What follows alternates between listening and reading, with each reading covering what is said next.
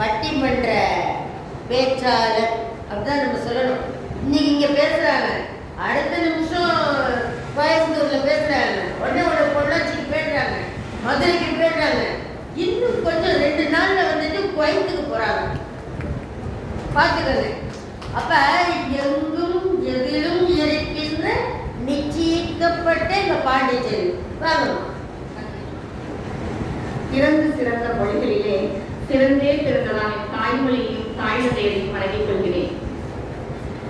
மிக அழகாக நடந்து கொண்டிருக்கும் திருச்சி முத்தமிழ் சங்கத்தின் நிறுவனர் அவர்களுக்கும் எங்கள் அவைத்தலைமை நடுநிலைமை, அவை தலைமை கூட சொல்லக்கூடாது, நடுநிலைமைக்கு நெஞ்சார்ந்த வணக்கத்தையும் ஆன்றோர் சான்றோர் அவைசார் பெரியோர் அனைவருக்கும் அன்புடன் வணக்கத்தையும் கூறி, இன்றைய காலத்தில் இல்லறங்கள் பெரிதும் சிறப்படைவது நிச்சயத்து திருமணமே அப்படிங்கிற டாபிக்கை நான் பேச வந்திருக்கேன்.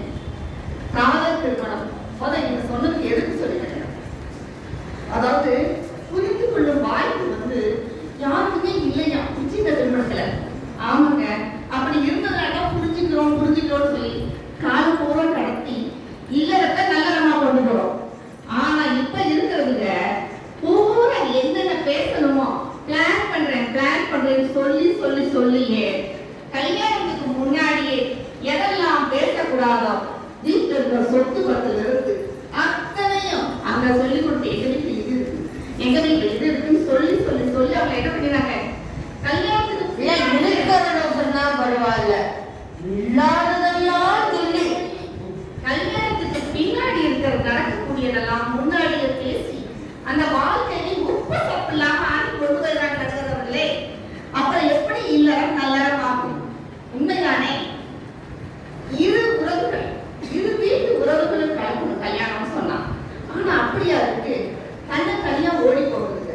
அதுக்கு பிறகு பாத்தீங்கன்னா காதல் திருமணத்துல காஃபியை மாத்தி கொடுக்கலாம். எப்படி ஸ்விக்கில ஆர்டர் பண்றோம், சுமட்டில ஆர்டர் பண்றோம், வெட்டியில் போட கூட யூடியூப் பாக்குறாங்க. இப்போ அந்த அளவுக்கு போய்கிட்டு காதல் திருமணம். இது புரிஞ்சுவே நடந்துக்கிறாங்களாம். இன்னைக்கு பழைய காதல் சொன்னாங்க, பழைய காலத்து காதல் கூட காதல்லாம் சிறப்படையுது. ஆமாங்க, தேவதாஸ் காதல்ல இருந்து லைலா மஜ்னு காதல் எல்லாம் செத்த காதல் இருக்கு. வாழ்க்கைக்காக எதுக்கு நிலைச்சு நிற்குது? அப்படி இருக்கும் பொழுது அதவே நான் கொண்டு போறேன்னு சொல்லிட்டு இப்ப பாருங்க, அதாவது பொதுவாகவே பாத்தீங்கன்னா சயின்ஸும் மாறிதான் போச்சு. முதல்ல பூப்படைகிறதுங்கிறது 15 வயது 16 வயது இருந்தது. இப்ப 9 வயது குழந்தைங்க 4வது படிக்கிற குழந்தை பார்த்தது ரொம்ப பாவமா இருக்கு. ஆனா அந்த பிள்ளைகளையும் அந்த பருவ மாற்றங்கள் தெரிய போனா தெரியுது. ஆனா அதுவும் குழந்தைதான். எத்தனை சீரழிவு! 7வது படிக்கிற பிள்ளை, இந்த பாருங்க எவ்வளவு டீச்சர்ஸ் இருக்காங்க, அவங்க கிட்ட கேட்டு பாருங்க. காதல் 7வது படிக்கும் போதே காதல் வந்தது, அது நீடிச்சு நிற்குமா? எதில் போய் முடியும்? இது சொல்லி தர்றதுக்கு பெரியவங்க வேணும். அந்த வீட்டுல பெரியவங்க இருக்காங்களா? எனக்காக காதல் திருமணம் பண்ணிருக்கோம், நான் எனக்கு நீ உனக்கு அப்படின்னு சொல்லிட்டு என்ன பண்றாங்க, பெரியவங்க எல்லாம் பத்தி கோவிலையும் தனியாவும் விட்டுறாங்க. அப்ப நல்லது கெட்டது சொல்லி கொடுக்கறதுக்கு யாரும் இல்லை. நீங்க இடையில படிச்சிருப்பீங்க, எனக்கு குற்றம் நிகழ்ந்தது என்ன அப்படின்னு ஒரு தொலைக்காட்சியில போடுவாங்க. அதாவது பார்த்து பிடிச்ச காதல் சொன்னோம், நிச்சயத்த காதல் சொன்னோம். இது அதை விட முரட்டு காதல்.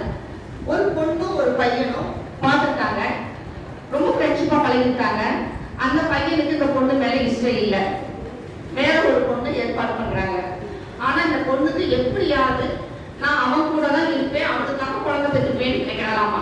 அதுக்காக அவன் ஃப்ரெண்டை மீட் பண்ணிருக்கா. உனக்கு எவ்வளவு காசு செலவானாலும் பரவாயில்லையா அப்படின்னு கேட்டவனே அவன் ஓகேன்னு சொன்னவனே 25,000 ரூபாய்க்காக அவன்கிட்ட கேட்டுட்டான். இது மாதிரி மெடிக்கல்ல உன்னோட அணுக்கள் தேவைப்படுது அப்படின்னு சொன்னோடனே அவன் ஆசைப்பட்டு அணுக கொடுத்துட்டான். திரும்ப பாத்தீங்கன்னு சொன்னா இந்த பொண்ணுக்கு இந்த பையனுக்கு நிச்சயதார்த்தாருக்கு கல்யாணம் ஆயிடுச்சு. ஆன பிறகு பாத்தீங்கன்னு சொன்னா அந்த பொண்ணு அதோட நான் கன்சீவ் ஆயிருக்கேன், எனக்கு என் உரிமை வேணும்னு கேட்கிறாங்க.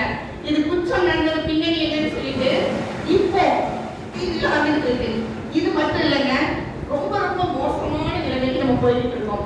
இதை நம்ம வெளியே சொல்ல கூட தயங்குறத இன்னைக்கு ரொம்ப ரொம்ப அழகா பாத்தீங்கன்னா கவியரங்கத்துல ரொம்ப போல்டா பேசுவாங்க, ரொம்ப சிறப்பா இருக்குங்க. எல்லாரும் நம்ம ரொம்ப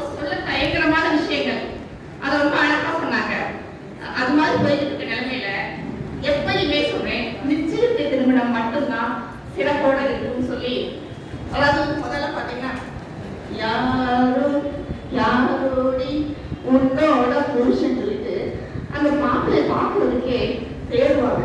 எங்க இருக்காங்க கூட்டத்துல? இப்ப என்னது தாரியம் வீட்டில் இல்லை அப்படின்னு சொல்லி நிலவுக்கு கொண்டு வந்துட்டோம். இது வந்து நன்மையான்னு சொல்லி யோசிச்சு பார்க்கணும்னு சொன்னா கண்டிப்பா நன்மையே இல்லைங்க.